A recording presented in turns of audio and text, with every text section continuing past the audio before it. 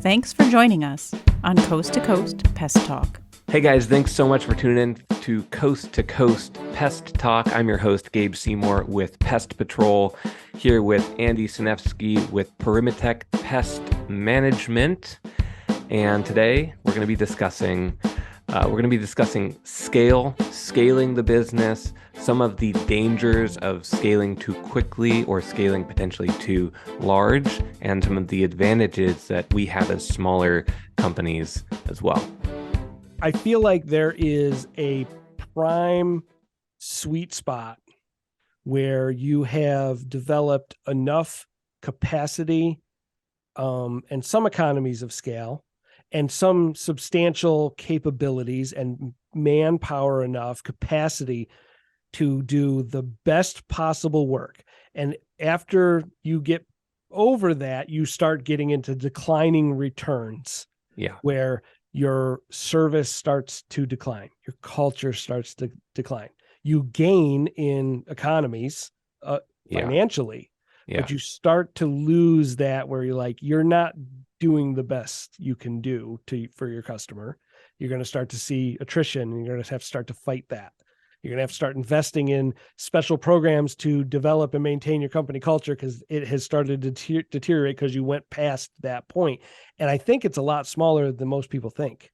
I think it's like way down there. I think it's like in the sub 100 employee category, like maybe even sub 50 employee category is where that like real sweet spot of like really strong killer pest control companies live. Like you get in that, say, I don't know, probably 10 to 40 guy range, employee range. And boy, those are dangerous little companies.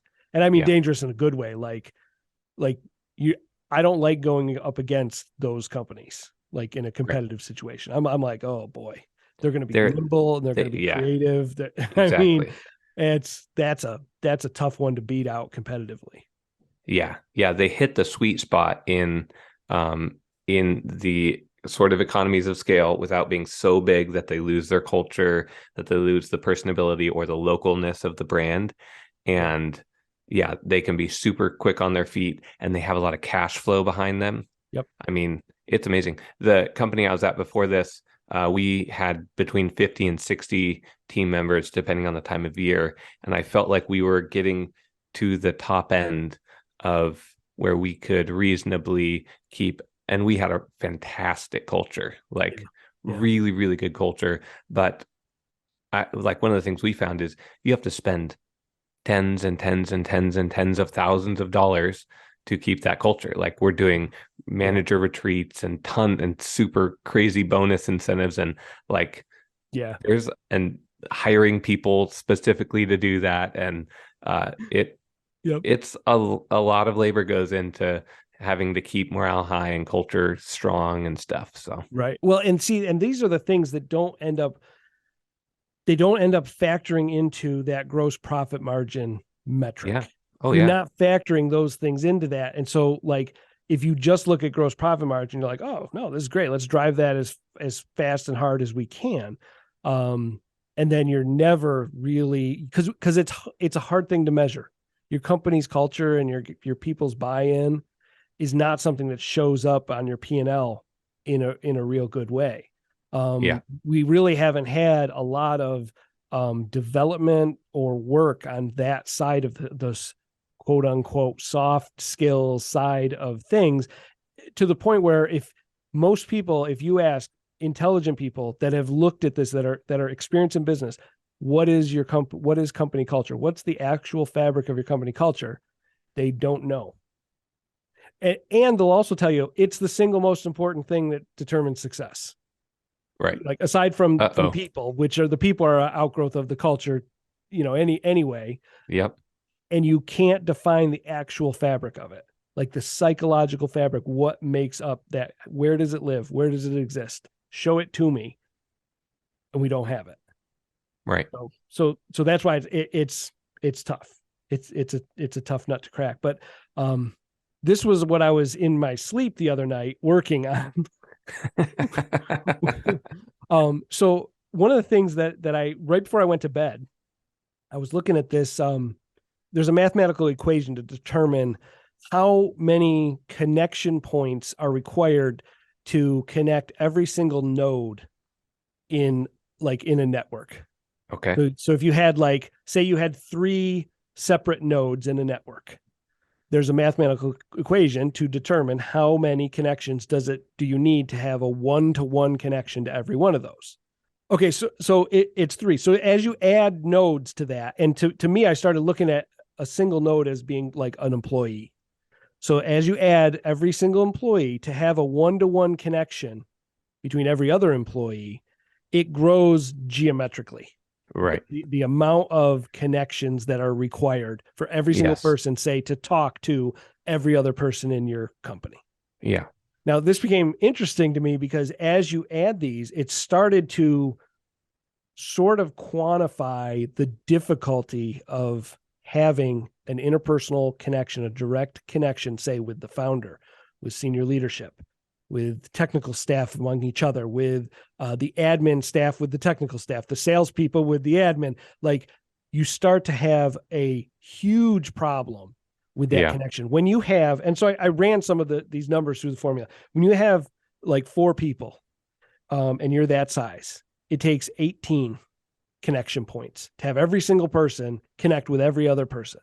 That's not very many. You probably could do that every single day. That could probably happen. Now, when you get to our size, it doesn't grow that much. We're 8-person staff, 28. So we're still well within that.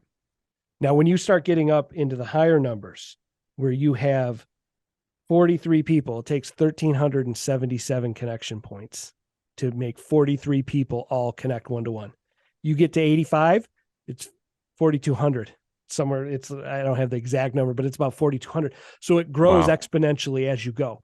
And I started to think about this as like a connection resistance measure, like the amount of resistance there is, like in a resistor in like electronics, like how much electricity you have to push into a resistor to get electricity out the back end. Right.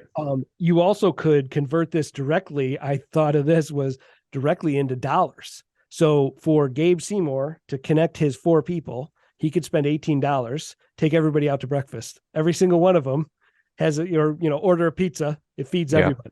Yeah. That 85-person place has got to spend $4,200. Right. Probably consistently to generate a similar, but probably even less impactful connection with every single person. Yes. So if you discount that like headwind that you're driving into as you add people, you end up with a lot of problems. And I think that's why we end up talking about so often you just hear culture. People are like, oh my God, what do we do about this? We're trying to work against like a mathematical geometric problem. Right. Because we've said it a bunch of times as we've talked, like the human relationships don't scale. There aren't efficiencies of scale as you add more people for relationship. It's still 1-to-1 is the gold standard best. There's just no way around that. Yeah. And 1-to-100 is not nearly as good. Your attention's divided 100 times. It reminds me of like, have you been in a group, whether maybe it's a team dinner or with a group of friends, and you've got that sweet spot, maybe, I don't know, 6, 7, 8 people that can kind of be at a table and be interacting. And then once you get outside of that, everything has to break up into micro conversations. Yep. Right. Absolutely. And all of a sudden, the whole framework of everything shifts. It's not one group anymore with one vision and one conversation. Now it's 10 micro conversations. Yeah. Oh, absolutely. And the same thing happens. I mean, we're a team of 8 employees, and we're just starting to see just a little bit of that. Yeah. Like where people kind of factionalize a little bit, that these guys like each other over here, and these two tend to talk a little more over here, and you have to start to be a little bit deliberate. I think as you get into that 10 range, it's the first where you're kind of at the top of, of what you can really do. And I think when you look at, is it like in the military, they have like a platoon size is like 12. Right. Yeah. Right. 12 people in a team. And I think it was in like I think in the Bible, they talk about like 10, you have 10 people is a group, and then you have 10 groups of those is 100. And, it's and like Moses, the delegation, right? Yeah, exactly. So this isn't like a new concept. I think we just disregarded it thinking, well, it's, 2023. We're smarter than that. We can outsmart like human relationship with our little tricks and shiny things. And I don't think it actually works. If we just get our whole team on a Discord server, then we can problem solve. It can be 1 to 50 and it works, right? Yes. Yes. And we'll put together, I don't know, we'll do each morning, we'll do a little, broadcast to everyone. We'll have a team cheer, and no, we're good. It'll all be over Zoom. It'll be great. Yeah, exactly. Exactly. Oh my gosh. So, that was pretty interesting though, when I started to see how this like correlated.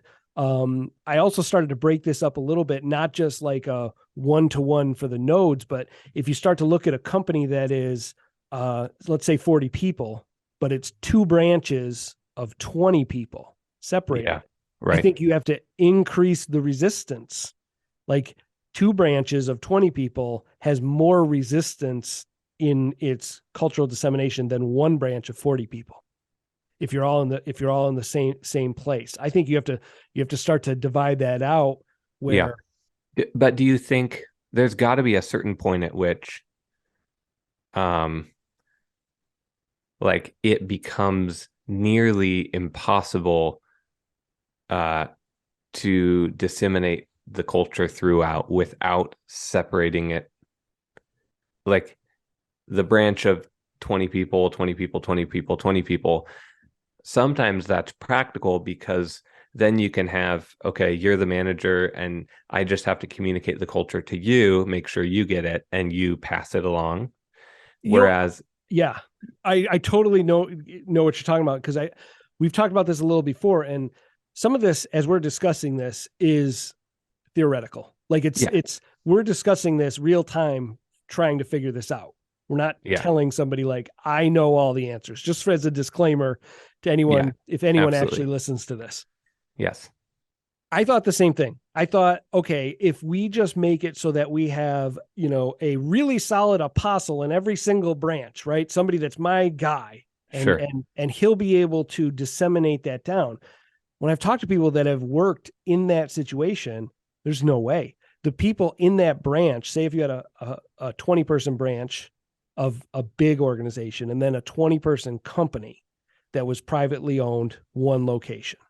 Yeah, the branch one, the people in that branch, they recognize, as much as that manager, they work for them directly and they quit bosses and not jobs, and he could be great, but they know the power doesn't really lie there. Yeah. That's not the source of the culture. They're not close to the source of the culture. And they inherently know that, versus a 20-person independent company where the owner, founder, somebody that is in charge with the power to make the decisions, the power of life and death, let's say, is right there.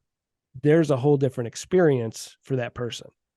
And so I don't know that it's probably better if you broke things out into those smaller units, and then you empower those branch managers to have, say so on a lot of things, and people work for them.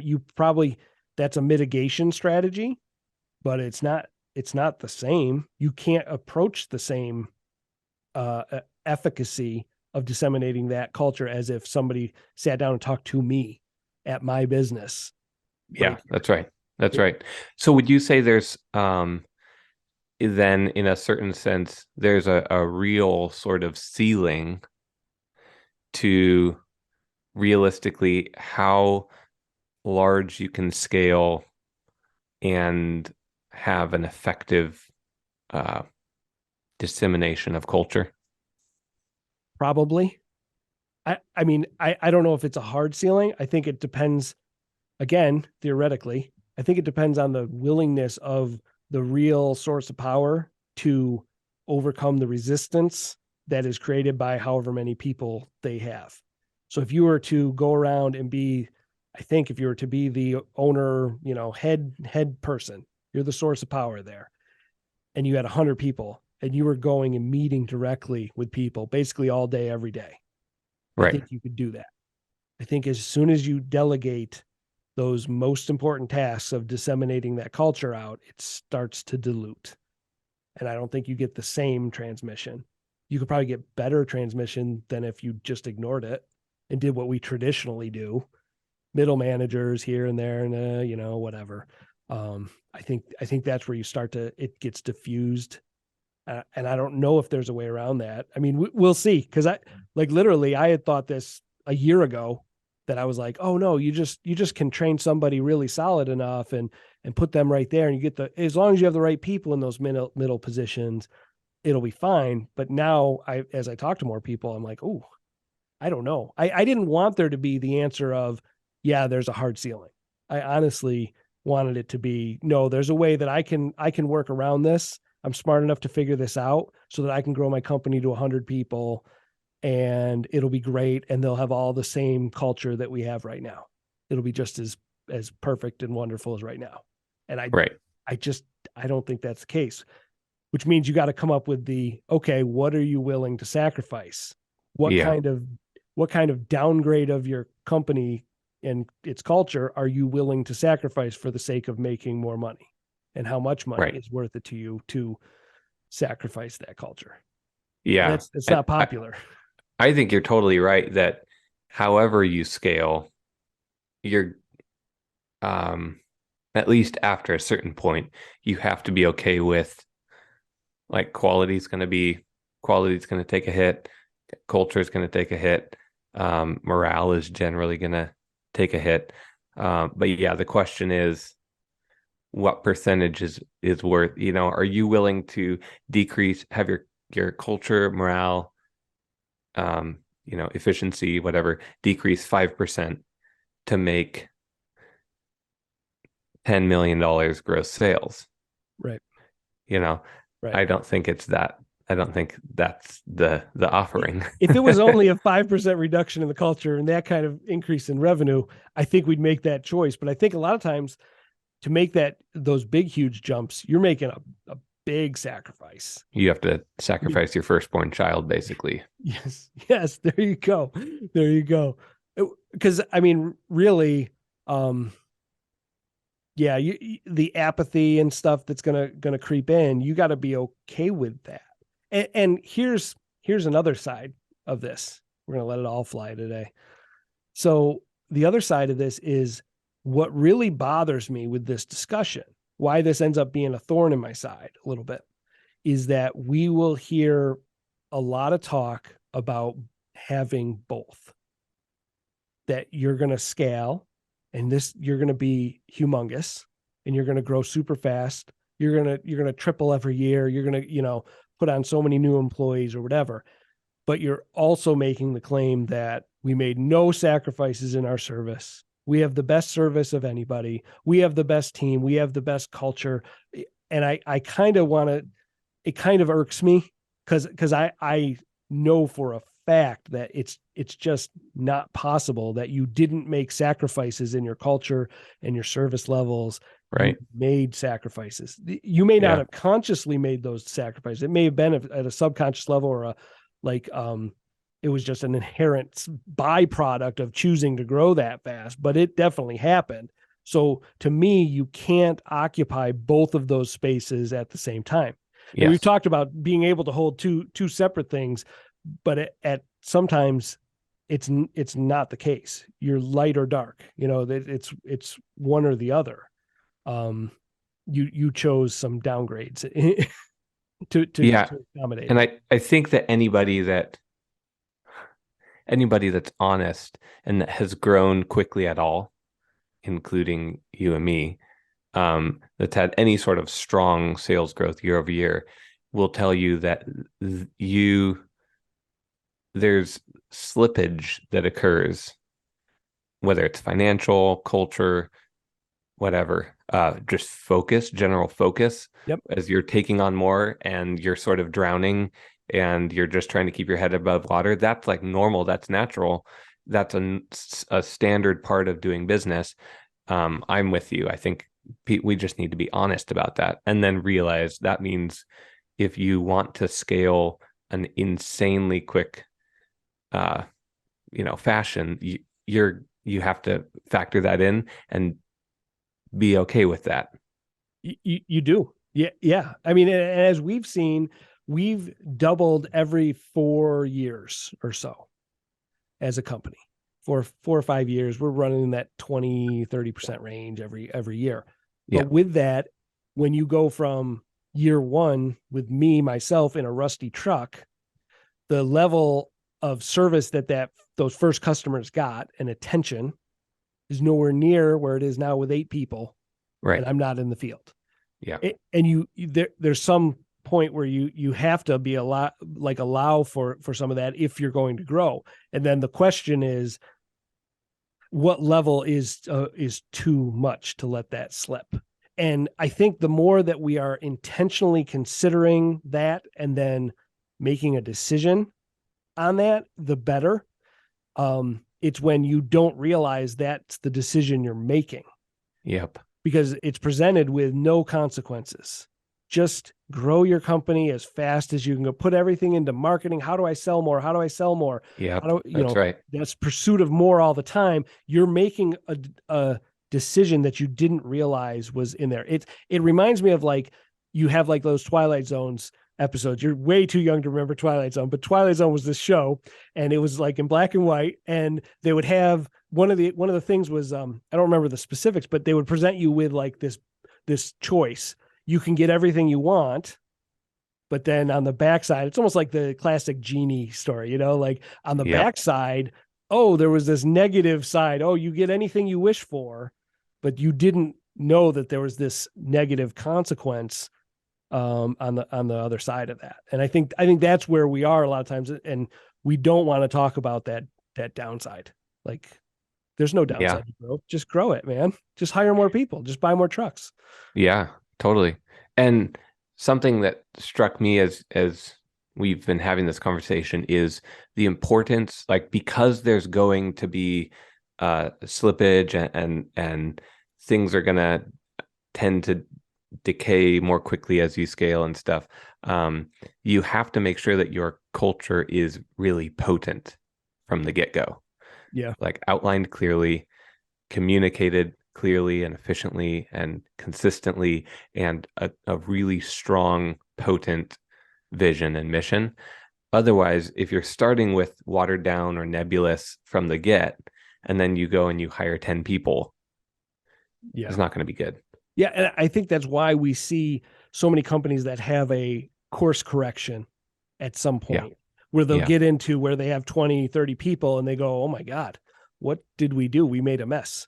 We got to fire half these people and rehire and whatever. So I've thought all along that the earlier in the process that a small operator can understand why he's doing this and work on himself first, him or herself, and get their mind right of like, okay, this is what I'm really about. This is the deeper meaning that we're trying to accomplish here, the better. Because you're right, it will be a more potent culture.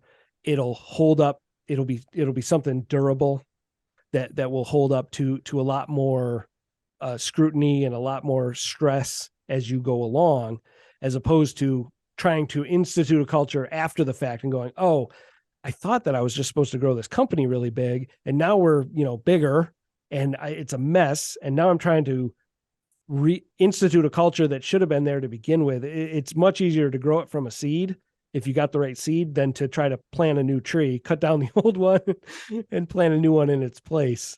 I definitely. think it's a lot harder. Yeah.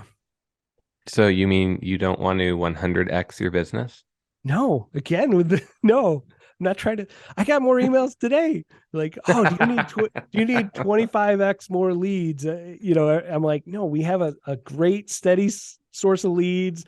We're growing at a very good pace that we're comfortable with. We can train people. We can get them acculturated at the right pace that I'm comfortable with. But I also thought, like, I may right now, looking into the future for me, there's definitely a point where I feel uncomfortable in the future where I'm like, oh yeah, I can see that number of employees and those compromises that I don't really want to make.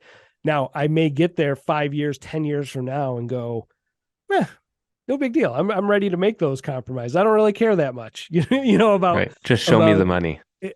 Maybe, right. Because honestly, when you look 15 years back, me in a rusty truck would not have made the compromises that we have to make now to be like, okay, we're sending out technicians that have maybe a year's worth of training and experience, and they're doing these jobs. When before I was like, oh my God, they've only had a year. There's no way I'd let somebody go to a customer's place that only had a year of training and experience. Right. Which sounds insane, right? In our industry, you're like, a year?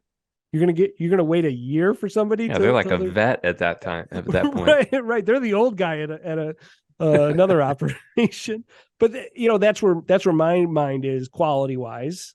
That's the kind of thing. And this doesn't say that that's the best way for some people. If they're okay with it, be like, oh no, I give guys a month or 6 weeks of on the job training, and then they're out there and they're doing their job. And for some people, depending on their business model, that may be perfectly adequate. If you're depending on the types of jobs you're doing. I mean, if we're in nursing homes and medical facilities and, dialysis centers doing, food processing plants and stuff like that, you need this certain level. Not that my guys are better than anybody else's, but somebody's spraying a mosquito service in somebody's backyard. Here's how the fogger works.